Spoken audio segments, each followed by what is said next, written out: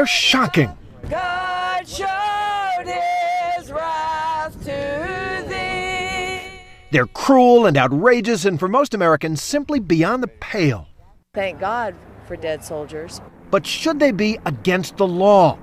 What the members of the tiny Westboro Baptist Church in Topeka, Kansas do at the funerals of fallen soldiers and Marines seems to have violated an almost universal sense of basic human decency. And they know it, and they're proud of it.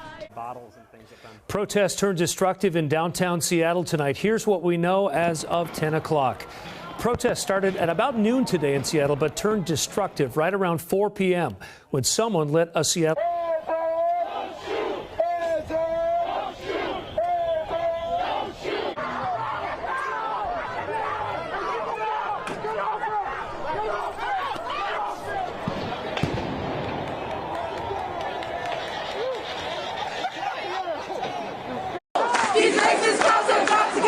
George Floyd's murder by a police officer in 2020 sparked calls to defund the police.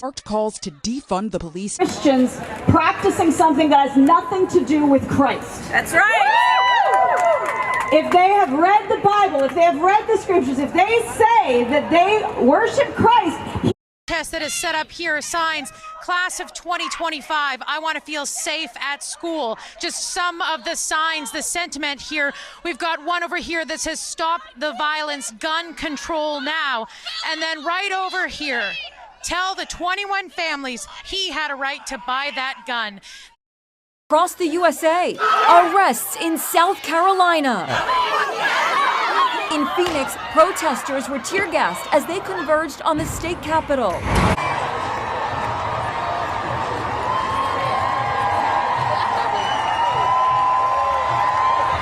We're talking with former Governor Reagan, and during the break we were discussing, when I mentioned that I thought most people were not apathetic, I think they're confused, basically, because you hear intelligent people from both political parties or in the middle, conservatives and liberals, and they all seem to have different answers as to what is going wrong in the country. Some people say, well, let's let the government spend billions of dollars, and then some other people say, no more federal spending.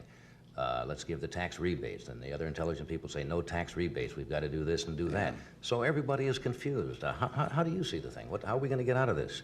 Well, Johnny, I think that one of the things is that people keep looking to government for the answer, and government's the problem.